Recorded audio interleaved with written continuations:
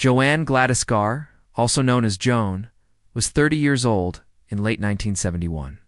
She was described as a white female with red or auburn hair, blue eyes, and noticeable freckles across her face, arms, and legs. She stood around 5'3" to 5'4", with a slender build. At the time of her disappearance, Joanne was living in the Dearborn Heights, Michigan area, part of the larger Detroit region. She was a mother of 2 young daughters and had recently remarried.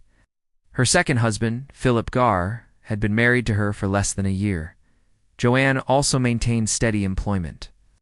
She had worked for approximately 6 years as a secretary at a food production company in Southfield.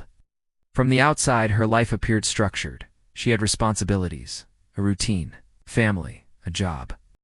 There was nothing to suggest she was preparing to walk away. Welcome to Case Files of the Missing, where the search for answers does not end with time. Please like, comment, and subscribe. The timeline begins just before Thanksgiving in 1971. On November 24th, Joanne contacted her first husband, Robert Ross, the father of her children. During that conversation, they made plans. They agreed to meet early the next morning to take their daughters to a parade in downtown Detroit. At the same time, Joanne had also accepted an invitation from a friend to attend Thanksgiving dinner later that day. These were not vague plans. They were immediate, specific, confirmed. But the next morning came, and Joanne didn't arrive. She didn't meet Robert Ross. She didn't take her daughters to the parade. She didn't attend Thanksgiving dinner. And just like that, her routine stopped. Joanne's absence wasn't limited to family plans. She also stopped showing up for work. Her last known day at her job had been the day before Thanksgiving. When she failed to return, her employer reportedly assumed she had quit. Her belongings were gathered and mailed to her residence, but the package was returned undeliverable. Eventually, those items were discarded. At the time, no one fully understood what that absence meant.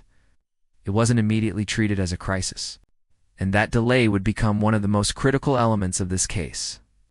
Despite missing a major holiday and multiple days of work, Joanne was not officially reported missing right away. It wasn't until December 31st, 1971, more than a month later, that her disappearance was formally reported. That report came from her mother, who had grown increasingly concerned after not hearing from her daughter. By then, the timeline had already stretched thin. Key details were no longer fresh. Moments that could have been verified were already slipping out of reach. When Joanne's mother began asking questions, she turned to Philip Garr. His responses raised concern almost immediately. At first, he said Joanne was visiting a friend in Ohio. When that could not be confirmed, the explanation changed. He then claimed she was in Illinois. Later still, he said Joanne had left him voluntarily, packing her belongings and leaving with an unknown man driving a vehicle with Ohio license plates. These shifting explanations didn't provide clarity. They created confusion, and over time, they became one of the most discussed elements of the case. There were also troubling details from before Joanne disappeared.